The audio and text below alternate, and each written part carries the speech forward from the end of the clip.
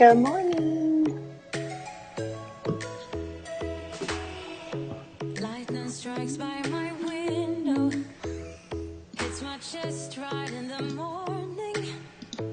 Like a warning. Could have slept here for days. I felt your heartbeat, felt your mouth breathe. But it's not real. We were close to see the sun, but clouds got in our way. And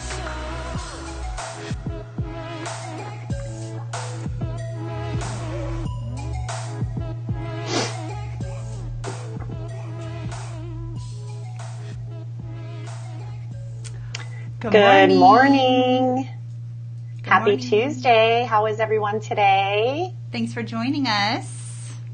Yes, thank you for joining us. We're so excited to be here with you again on this Tuesday. Hope you all had a wonderful Easter. Can't even talk this morning. Wonderful Easter or a wonderful weekend. And we're excited to be here. So happy Tuesday. Happy Tuesday. Happy April. It's a whole new Yes. month. I haven't seen you since last month. It's crazy. Happy birthday to this girl over here. Thank you. Her birthday was 2 days ago. So we're happy to be here. Thank you everybody for watching. Hi ladies. And today we are going to talk about common questions asked by surrogates. So if you were a surrogate, you may have asked some of these questions, or if you're not a surrogate yet, these may answer some of the issues that maybe you have thought about that haven't gotten answered yet. So before we actually get started, we're going to give some announcements. Kim's going to let us know about some good news that's going on. So, Let's say hi to Megan and Vanessa. hi. And Michelle. Thanks for joining us. We're so happy to have you. Yes. So we always like to mention our big achievements, our surrogates milestones. So we wanted to start this week off with mentioning girls that we haven't mentioned before. So girls that are just getting their screenings scheduled or just had their screenings. Congratulations. That's super exciting. Excuse me. If you just signed contracts, congratulations. That's a huge milestone too. That's exciting. Yay. It all gets to get started and you get to have all the fun from here. And then we would like to recognize Danielle. She had a positive HCG this week. So congratulations, Danielle. Yay, Danielle. And Jennifer had a heartbeat confirmation. Yay. Yay. Congrats to you and your IPs. Aw, thank you for the birthday wishes. Very sweet of you. Hi, ladies. Hi, Chelsea and Jennifer. Hi, Christina. Hi, Julie and Christina. Thanks for joining us. So we are also going to do a giveaway today. So let me get this cool little thing over here. So we're giving away this cute little basket. How cute is that? Isn't that cute? So cute. Right? So in this basket, we have the Mom's Company Natural Body Wash. So coconut-based cleanser. Oh, that's super cute. nice. We have some pregnancy skincare in here. So yummy stuff right there. We have some exciting additions. This maternity belt. How cool is that? So a whole That's a good thing to put in there. We were just talking about that. We were just talking about it, so it's a kind of a cool addition to our little baskets here. And some Preggy Pops, very important in the beginning when we have, nausea and all that kind of, first trimester fun. Those are great to have. Mm-hmm. And then also the C-band, which is also supposed to help with nausea. So the bands go around your wrist and they sit on your pressure points and are supposed to help with your nausea. I love those. I haven't tried those. Are they pretty good? Well, I would have tried anything. These actually help me when I'm not pregnant in the car because I get so car sick. But oh man, yeah. So comment below with questions that you had at the beginning of your surrogacy, and you will enter in a chance to win today this awesome little basket. Okay, Yay. So comment below to win. So what were we talking about today, Miss Rebecca? So common questions that surrogates ask. So like Kim said, comment below if you have a question, if you haven't started the process and you have a question about a journey or about a surrogacy, or if you have already gone through a surrogacy or you currently are, just let us know what questions you had in the beginning of your journey that would help other surrogates or maybe that helped you throughout the process. So Kim and I are just going to go over a few things that would get brought up that girls definitely have issues with before starting. So without further ado, number one is, what if the intended parents change their mind once I'm pregnant? And this is a very common question that Kim and I get. Yeah. So if you've gone through an agency or you're going through an agency, then you are entered into a legal contract with your intended parents. So you are bound to those terms and agreements just like they are. So you'll never be expected to keep the baby. The agreement protects you once you are pregnant and once you deliver that baby. If the IPs choose not to keep the child, which is very highly unlikely that that's going to happen, then there's guardians that are nominated in all legal contracts that would protect your rights so that you wouldn't have to worry about, having the baby. But in the 20 years that SAI has been in business, we have never had anyone not want the child. So, they've invested a lot of time and money and energy into this, and they're 100% invested by the time they get to the point of signing the legal contract and moving into a surrogacy. So that's not something that you should need to worry about. Awesome. I'm reading some of the comments here. Michelle said those C-bands saved her life. And Christina said, has anyone had success with those band bracelets working? Yes, Michelle very much believed in those. Yes. Sorry that nausea's been no fun. It never is. And sorry that you're having to experience that. Corinne said, when I first started looking into surrogacy, I got to click on that. I was most curious about what the medical process was. Educating myself about the medical side helped me feel more comfortable committing to the process. Yeah. And we'll touch a little bit about that today. So, if there's any surrogates out there that are wanting to know about that, we'll touch a little bit on the medication. Vanessa Sandoval, how long does it take to be matched? That isn't one that's on our list, but that is definitely one that we get asked whenever a surrogate starts the process. So typically the time for matching is from the time you make your profile available until about 4 months or so. And there's a lot of different factors that kind of play into that. So if you're wanting more information about Vanessa's question, please feel free to give Kim or myself a call. Great. So the next question is, what if something happens to the intended parents while I'm pregnant with their baby? And so along with those legal agreements that you go into, the parents have to establish someone that will care for their child in case something happens to them. And then there's a backup person on top of that. So if anything should happen, the attorneys want to make sure that they have proper care for the child if something were to happen. We all know that things, life can be unexpected and things can come up. So there are measures that are taken into consideration to make sure that those things don't happen. So that the child has somewhere to go, and that, they'll be taken care of. So. Yes. This actually was a question for me because my intended parents had traveled abroad whenever I was pregnant. But rest assured everything was okay. But that was definitely a concern of mine as well. If you're just joining us, thank you so much for joining us. We are talking about common questions that we get asked or surrogates asked. So and we're also giving away a prize today. So comment below questions that you had at the beginning of your surrogacy, or if you're interested in becoming a surrogate and you have questions, comment below to ask questions and try to win a prize. So. Yes, please do. Hi, Nicole. Hi, Nicole. Nicole said, how long after a failed transfer does a new transfer happen when they have frozen embryos? We are going to go over this in a little bit later. So, Nicole, hold on to that question, which you probably already know because we told you. But just for somebody else that's out there that may want to know that question, we'll touch on that. Hi, Paula. Hi. Thanks again. Okay, so number 3, most asked question that we get is, what about health insurance? What if I'm not insured? A lot of surrogates feel that they're not going to be able to move forward with the process because they don't have their own health insurance. If you don't have your own health insurance policy, that's totally okay. What we will do is we will get you a policy through our insurance specialist that will cover you throughout the surrogacy. So your intended parents will pay for that policy, and they will pay for any out-of-pocket expense as well, such as a copay or any kind of medical bill that you should have. With that being said, the policy is in your name. So if you are the surrogate, it's going to be in your name because you are the actual person who is being insured. So the bill will come to you in your name, and it is your responsibility to take that bill and send it in with your reimbursement form. Or if you're not in a legal contract yet, then you would send that into the agency so we can get that taken care of for you.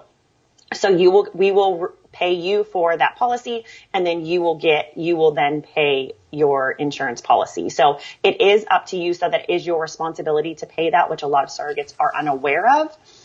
But you will get paid for the full amount of the policy. It's just up to you to pay it. And you are in a legal contract, like we mentioned before, and that is something that you need to keep current so that we can make sure that there's no lapse in that coverage, especially if you're pregnant, because obviously we want to make sure there's no hiccups whenever it comes to the insurance and you getting covered while you're pregnant. Right. Awesome. That's a really good question. Mm-hmm. Okay, so Miss Megan said, my biggest questions were trying to wrap my head around the timeline and steps that would unfold. And Rebecca gave me a typical timeline document, which was awesome, and this is super helpful. Once you're accepted, we'll have you come into the office and talk with you, and we like to give you a timeline and kind of go over what all the next steps are. And what's nice is, you're getting so much information to go home with that, Yes. kind of gives you that ability to quick reference it. And then again, we're always here to call and talk with us to, say, hey, I know we went over this, but what was the next step again, or what's after this? Because it's so much information. So yes, it's awesome. And then Erica said, how long before you can do it again if you choose to do another surrogacy? So depending on what type of delivery you had, whether it's a vaginal delivery or a C-section delivery, will depend on how long you can wait afterwards. Most clinics will accept you 6 months after a vaginal delivery and 1 year after a C-section delivery. So it all depends just on what your delivery was like. You will also need a clearance letter from your OB in order to move forward as well. Right. And the clearance letter, although your doctor, although the guidelines say 6 months for vaginal and 12 months for a C-section, it also greatly depends on that clearance letter. If your doctor deems Correct. it best to wait a year after a vaginal, then we just have to go with that clearance letter, because they're looking out for your best interests and they want the best for you. So yes, okay. Absolutely. And Joanna says, is it common to have a close relationship with the parents, like talking and texting often? The relationship that you have with your intended parents is up to you to establish the level of communication that you have. So in the beginning, when you first meet them, it's best to then ask, what kind of relationship do you want? And then it's up to you to, if they don't want a close relationship, they'll tell you, or you can tell them what type of relationship you're looking for. But it's up to the two separate parties to establish that relationship. So, I like to err on the side of, if it were me, how much information would I want? So it really does depend on, the couple and yourself.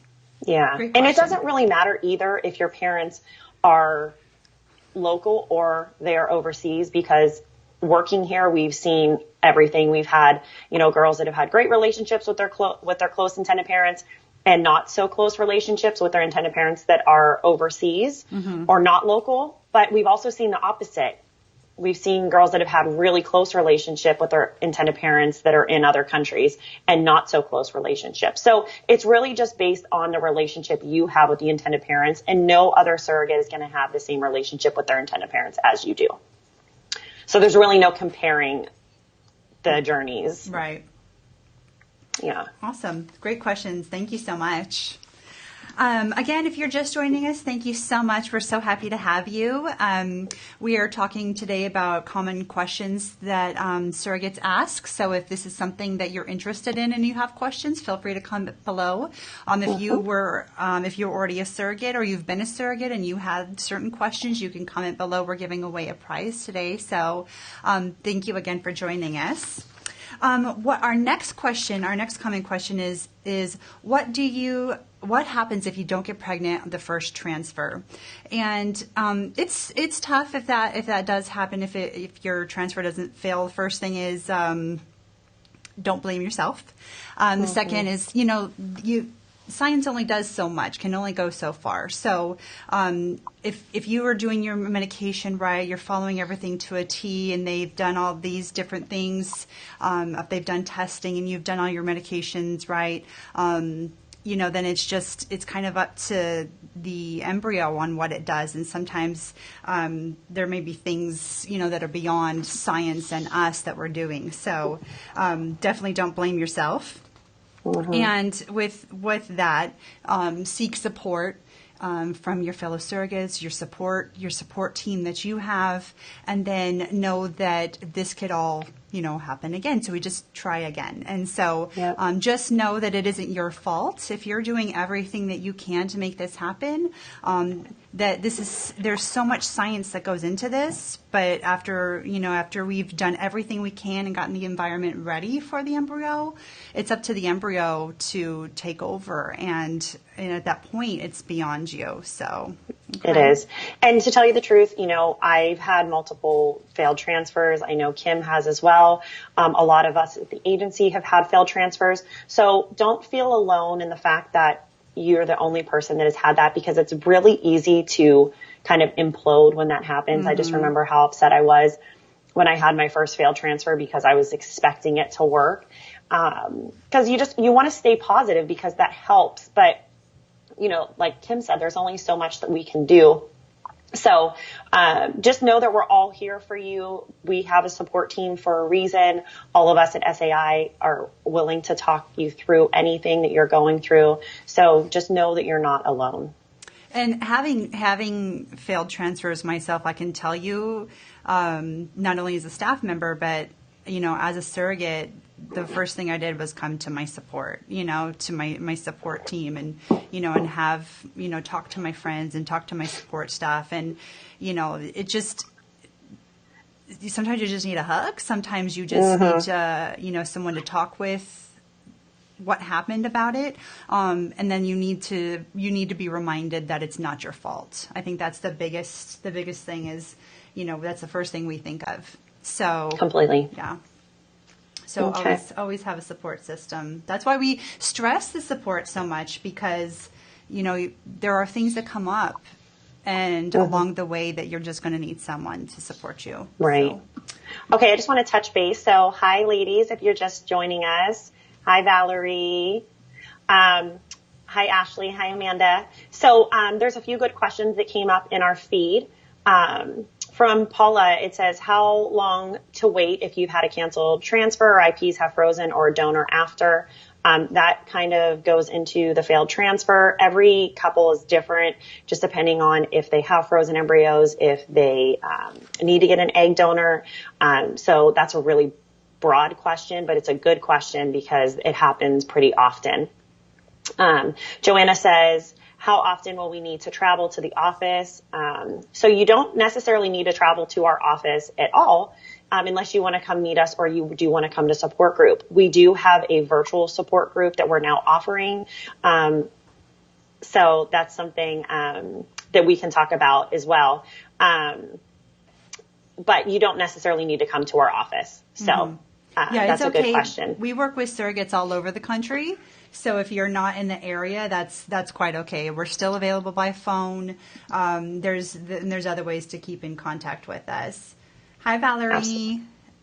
Chelsea said, speaking of having a successful transfer, can we get more on the pineapple? LOL. I'm actually at work and looking it up as I type, but I see it all over, and it's associated with getting transfers to stick. That's a good question. Yeah. I believe it's supposed to help, like eating it beforehand. It's supposed to do great things in there. I'm not exactly sure what. Yeah. It's kind of like those things, you've probably seen some of the surrogates also talk about McDonald's French fries. There's a bunch of different things that people think work. So we just try it and hope it helps. Yeah. Missy said, do the intended fathers have to be in the room for delivery? In case of C-section, can I have my husband with me instead of one of my IFs? And absolutely, that's up to you guys to talk. If you have to have a C-section and you're only allowed one person in there, then we want it to be your support system. So you would talk with your intended parents, your intended fathers, and let them know that, if I have to have a C-section, I'd like to have my husband there for support. Mm-hmm. So it's all in what you're comfortable with. You're going to be the patient, so it's whatever you want at that point. Vanessa Gomez says, how long is the procedure on the day of the transfer? It really doesn't take that long. Sometimes there's a little bit of work before they're filling out all the last documents. I'd say the actual procedure, I don't know, would you like 30 minutes probably? Quick, maybe even 15? Yeah. Less than 30 minutes. Mm-hmm. So, and then afterwards, they kind of want you to just rest a little bit. So, you're not taking that much time out of your day, but also some doctors will require you to go on bed rest. So, the procedure itself doesn't take very long, but then you might have to go on bed rest afterwards. Yeah. Between 1 I and want to 2 say days. total, I was there for like an hour or an hour and a half. Mm-hmm. Yeah, it was pretty quick. It's also really chill. Like there's nothing to like stress about. It's super chill. You're just going in. You sign up any last minute paperwork. You get undressed, put your little gown on, go inside your procedure room, and get ready. They transfer the embryo into a little, it's like syringe, and then they insert it. They do it all under ultrasound so they can see everything that's going on. They put it in there, and then they let you kind of just hang out for a little bit, and then then you're on your way. Right. Great questions. These are really good. They questions. are great questions. Okay, let me get to number 5, and then we'll address some more of the other questions that you ladies have as well. Okay. So number 5 is going to be, what is involved with the medication that I need to take? So every clinic is a little bit different. And here at SAI, we do work with multiple clinics. So I'm just going to kind of give you what each clinic may or may not request of you. So they will prescribe you the medication, and like I said, every clinic is different with their medication protocol. So there's going to be 4 types of pretty much medication that you would take. One would be an injectable medication, which most clinics do use. There's suppositories, there's pills, and there's patches. That's typically what you would be given, or maybe a plethora of all of them, because I've definitely had those types of transfers as well. If you don't like needles, or you think you're going to struggle with giving yourself a needle, just find that one support person that's going to help, whether it be your partner, a friend, somebody that's a nurse that you trust. The injections will most likely, towards the closer you get to your transfer, will be daily. So that's something that you're going to have to take daily. It's definitely not something we look forward to, but we definitely know that we have to do this in order to try to have a successful transfer. So you'll receive a protocol and a calendar at the beginning of your cycle phase. So once the clinic tells you that you're going to be having an IVF transfer, they will give you that calendar and that protocol. So it'll list exactly what is expected. So when to take what medication and how much of that medication. They also kind of give you a little diagram of where to inject if it is an injectable medication. So, and you will have a nurse coordinator that is available to you at the IVF clinics should you have any questions or concerns. Definitely you can ask somebody at the agency. We've definitely helped administer before. So if one of the girls is at a support group or something like that. So we've all kind of been through the process, so we can give you a little bit of tips and tricks of things that kind of helped us during our injections or during our cycle phase. So that's just kind of like a broad of what the medications look like.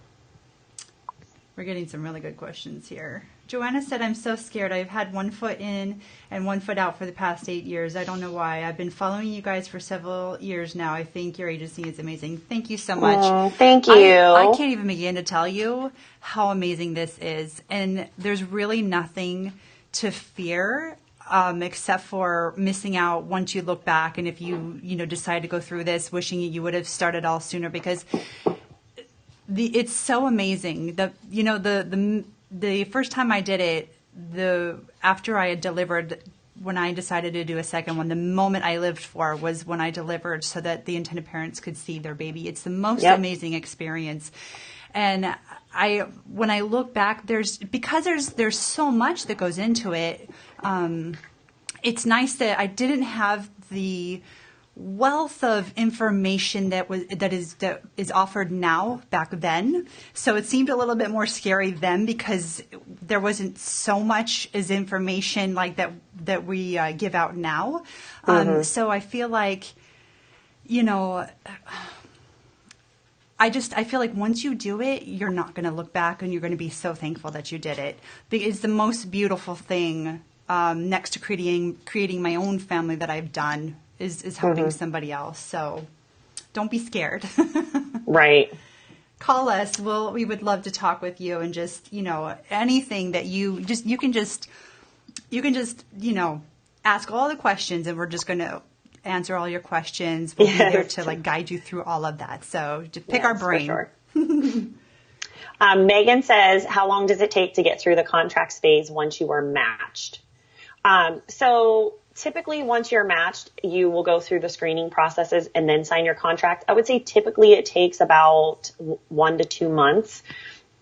And that always varies just depending on where you're located, where your IVF clinic is, if you're having to travel, when your period starts. I mean, there's so many different factors that start, but I would say roughly around a month or two for that. So that's a good question, Megan. Also, Valerie, she says, how long do contracts take? That's another one that's could take a little bit of time. I would say roughly maybe about a month. And that just depends where your intended parents are located, how long it takes them to do, to look over their contract and get it back to their attorney, and then for you to review and get back to your attorney when you can make an appointment with your attorney to review those things. So sometimes they take a little bit longer, sometimes they take a little bit quicker, but that's on average. Paula has a good question here. Why is the reason why they prescribe different medications? And actually, I'm going to answer that with the next question that we have is, why do I have to take so much medication?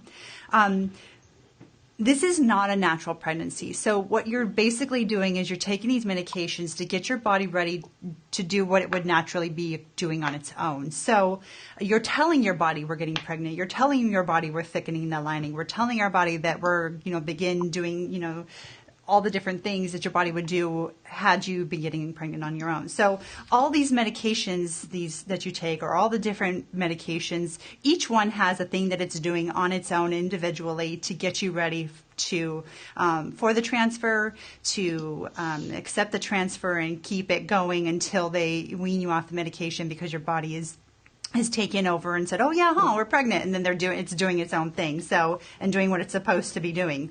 The reason that doctors give different medications is there's all different kinds of protocols. So you might have the patches, you might have pills, injections, all the different, suppositories. And because each doctor has, takes you as an individual and your body type and what they're seeing in your blood work and all that, and they're making a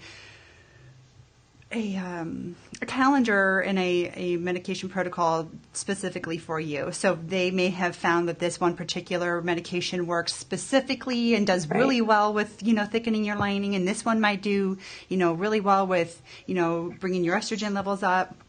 So it's kind of like, things that they've been working with that they find work really well, so they use these specific medications. But all of these medications that you take are working to get everything ready and to keep you pregnant once you have your transfer. So, yeah. Yes. Great question. Awesome. So I want to go back to a question that was kind of further back, and it's from Christina. And she says, if I'm not local, will an SAI support person attend my delivery? So that's a good question. It just depends, Christina, on where the surrogate is located. So if I were you, I would ask one of the support ladies and see what your options are in regards to getting a support person at your delivery. Mm-hmm. That's a good question. And then Joanna, she said, what's the age limit? I'm 32. So actually you're a great age for surrogacy. Surrogacy, we can accept surrogates up until 38 of age. So you're roughly, young in regards to the surrogacy. So you still have a few years if you'd like to do that. Yeah. I'm kind of going Vanessa said that her contract from start to finish took 2 to 3 months to draw up, but by the time she got it, it was fast. So this is kind of one of those things where we could give you what it looks like in general, but sometimes it does take a little bit longer, and that just depends on the attorney and the IPs as well. So thank you for sharing that, Vanessa. Good morning, Liliana. Thanks for joining us. Michelle said that she wished she would have started surrogacy earlier so that she could have done another journey, and I do too. Had I started a little bit earlier, then I might have been able to do, helped as many people as I could. So right. That's where you worry about, if you're having those fears and becoming a surrogate, you're just do it, so because you don't want to look back on wish that you could have done something when you still had the opportunity to. Yeah, you won't regret it. That's for sure. Mm-hmm. So, hi Maribel. Hi Rachel. Joanna has 2 questions here, so I'll kind of address both of them. The first one is, how far will I have to travel for doctor's appointments? So you will have to travel to the actual IVF clinic that the intended parents are using, and that will be for the medical screening and for the embryo transfer. If you're not local to that area, or it takes you a few hours to drive there, or in some cases fly, then what we would do is find a monitoring clinic for you that is closer to you and more convenient. That way you can do your blood work and your ultrasounds there. So I always tell any out-of-state surrogate that's not local to the IVF clinic that they're using that it's 2 times is what you're looking at traveling, other than having to go to the doctor's appointments and the ultrasounds at the IVF clinic that we would try to find closer to you. And then her other question is, how often do the IPs request to have an abortion to do for medical issues? So this doesn't happen often, and this is kind of one of those topics that we will talk to you about during the application phase, because there are a lot of questions that will come up during the application, because there's a lot of questions in there about this. It does not happen often, I will tell you that. Most intended parents do PGD or PGS testing on the embryos, which will give them a peace of mind in regards to genetic things that can come up during the pregnancy. However, there are other things that can come up during the pregnancy that are not genetic, in regards to like a brain or a heart or a lung issue, that would, the baby wouldn't be able to survive out of the womb in regards to that. But that's a great question. If you want more information on that, or you'd like to see, you're looking at signing up and you want to see the questions on the application, or you'd like to talk with Kim or I, we would love to talk to you in more detail about those things. You have really great questions, Joanna, so keep them coming. And notice that a lot of girls on here are saying that they wish they would have started earlier. A lot of us wish that we would have started earlier. So, but there's still time. So it's one of those things where until you actually make the decision to do it, you don't realize how wonderful it is. And then that's when you kind of get the, wow, why didn't I think of this earlier? Like in between my kids when I wasn't ready to have another baby, Right. So. Right. Great questions. I love it. Awesome. Okay, so let me just touch on the last one real quick. If you guys do have any further questions, definitely submit those now, because we're going to be finished in a little bit, and we love to hear what your questions are and address those before we're finished. So the last question is VBAC versus VBAC or repeat C-section, and what's right for you. And honestly, this comes up a lot, because we have had surrogates that have had C-sections and they're not really sure what to do. Or they've had vaginal deliveries, have had a surrogacy where they've had a C-section and are unsure what they should do next. So this is all going to be based off of you and what your doctor is comfortable with and what they suggest for you and your body. So I will tell you, coming from somebody who has had both, My first son was a C-section, and I did not like having a C-section. So I told my doctor there is no way that I'm going to be having another C-section. So we need to talk about an alternate thing, which would be a VBAC. And then I had 2 successful VBACs after my C-section. So, not all doctors will perform a VBAC. There are definitely risks to having a VBAC as well as having a C-section. So you would just have to outweigh what the risks are. Obviously, the doctor is going to look at your past pregnancy and how you were during your delivery. So obviously, if you've had issues, with whenever you delivered, you weren't able to get to a certain point in the labor process. A lot of times they won't do that. But like I said, it's definitely based off of what you feel comfortable with and what you want. I will tell you that we have had surrogates who have had a C-section and they feel very strongly about having a VBAC, and they've actually switched doctors to make sure that that was something that they were able to move forward with. Because like I said, not all doctors feel comfortable with doing that. And a lot of times if you've had one C-section, they'll most likely just say to you, well, we're just going to have a repeat C-section. So, and in my case, I was like, that is not an option. I'm not having another C-section. So it is possible for you to do that, but I would definitely consult with your doctor before making that decision. Awesome. Joanna said, what happens if I have to be placed on bed rest towards the end? I have 3 kids that need to get sports several times a week and to school daily. That's where we ask you to have a support system in place so that you have friends, you have a partner that can help, pick up some of the responsibility that you're not able to do. It's super important to have somebody that's, able to help you. Right. And this is one of those things where, a lot of surrogates are concerned with, because obviously they have their children and this isn't their own pregnancy. There's definitely things in your contract that will help with this. But like Kim said, you need to make sure that you have that support system just to say, hey, mom, hey, friend, if these things happen, we obviously hope that they don't happen, but there is a chance that they can happen. And we just need to make sure that those things are put in place before that happens. And, we just keep our fingers crossed that we never have to use that person or never have to take advantage of that stuff. But it's definitely something that can happen, especially if you're pregnant with multiples. Right. And in any pregnancy, plan for the worst and hope for the best. So, you got to be prepared for those situations, even in your own pregnancies. So, you would hope that you have, your good support system in your own pregnancy. So even with surrogacy, plan for the worst and hope for the best, and make sure you have a good support team on your side. Right. Okay.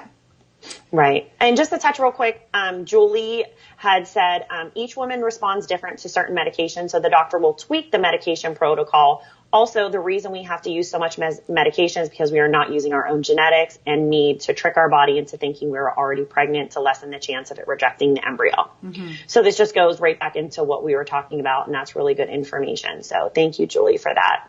Michelle said that you also get extra compensation to help with the expenses of bed rest. Correct. Yes. But, depending on how many children you have, you still want to make sure you just have something set up just in case. Right. And then Kayla says, how long does it take after you start medications and such before the transfer?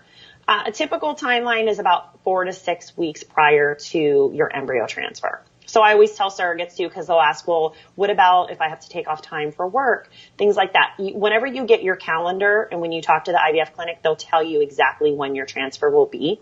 And then the protocol will list when to start the medication. So it's roughly about 4 to 6 weeks.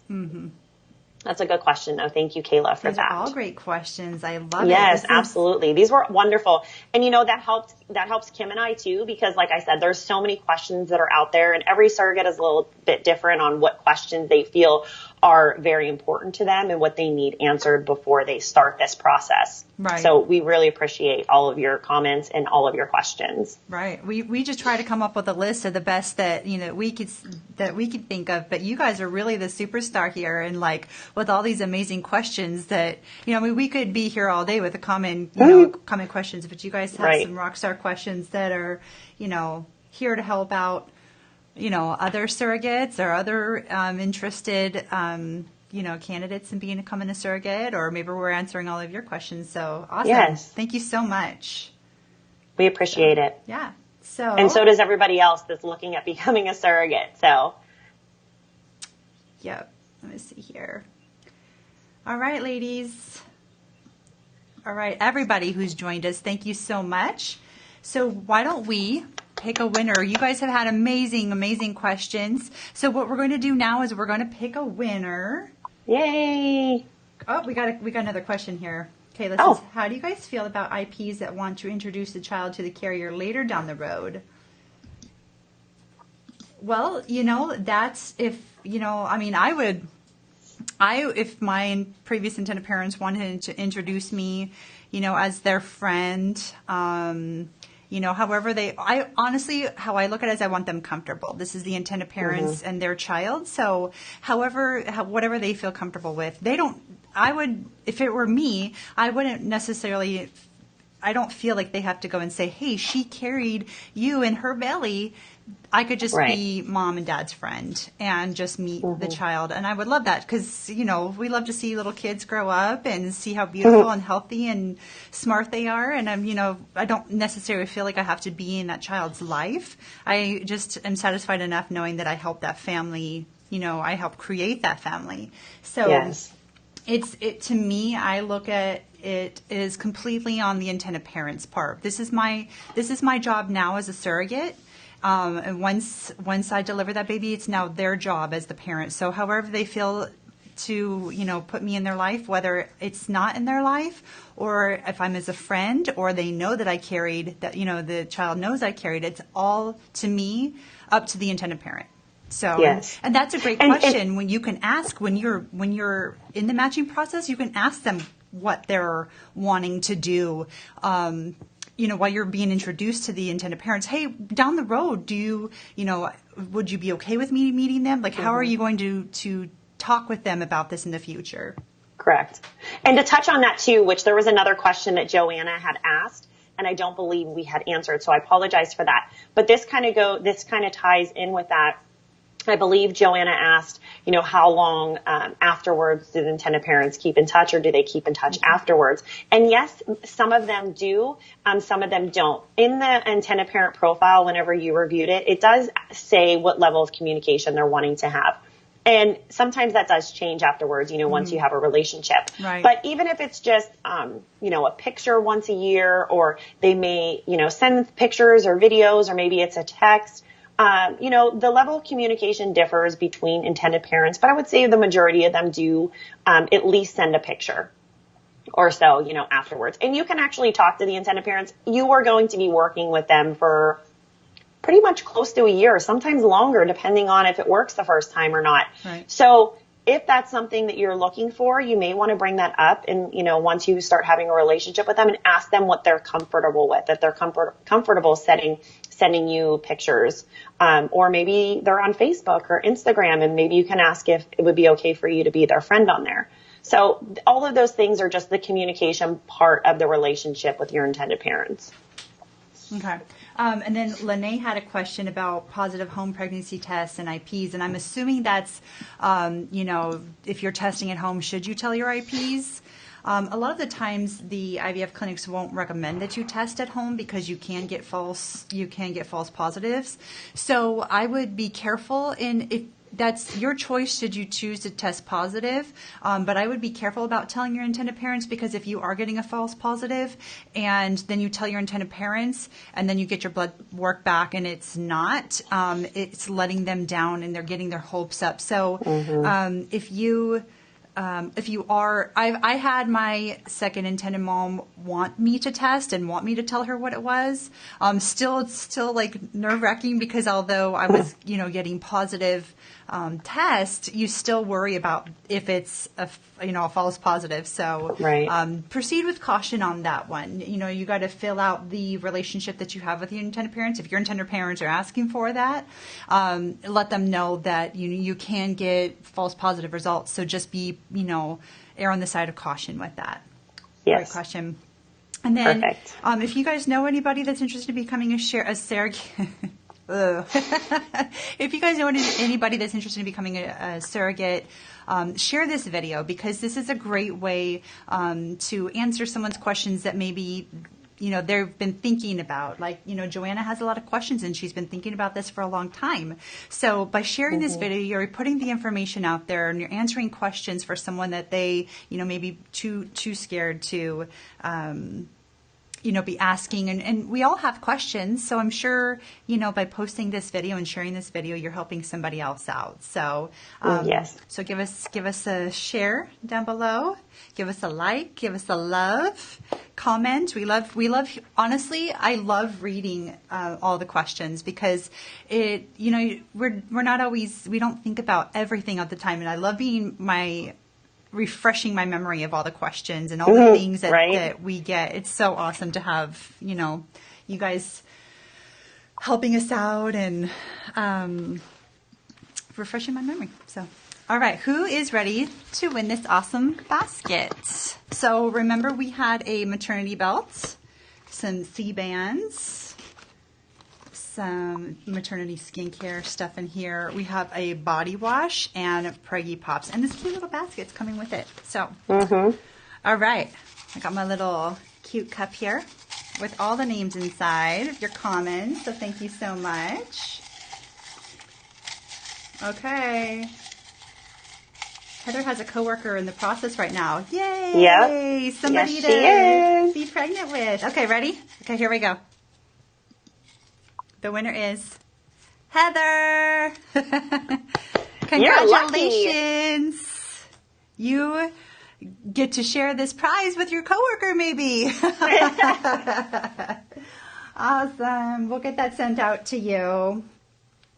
Awesome. Joanna Congrats, says, I still Heather. have your email, Rebecca. I have not forgot. Awesome. Give Rebecca a call. She's the answer queen. She's going to answer all those questions for you. We would love to work with you. So awesome. Yay. Awesome. Well, thanks again for joining us this Tuesday. We are looking forward to seeing you again soon. And if you do have any more questions, if you're interested in being a surrogate, check us out at surrogatealternatives.com. Click on that Surrogate Mother tab and fill out the online application. Kim and I will be in touch with you very soon. If you just have any questions and you're already set up with us, give us a call. Kim over here is 129. I'm 126. It's 619-397-0757. And also, don't forget to check us out on Instagram as well. Like us on Facebook if you haven't already. We also have podcasts that you can check out on iTunes and Google Play. Google Play? No. Spotify. Spotify and iTunes. You could check us out. We got some awesome podcasts. Yep. And it is free. So if you're just driving in the car, you get sick of listening to the radio, throw on the podcast. There's so much good information on there, and it really is heartwarming. So check it out. Awesome. Thank you all for joining us. See you soon. Bye. Have a great day.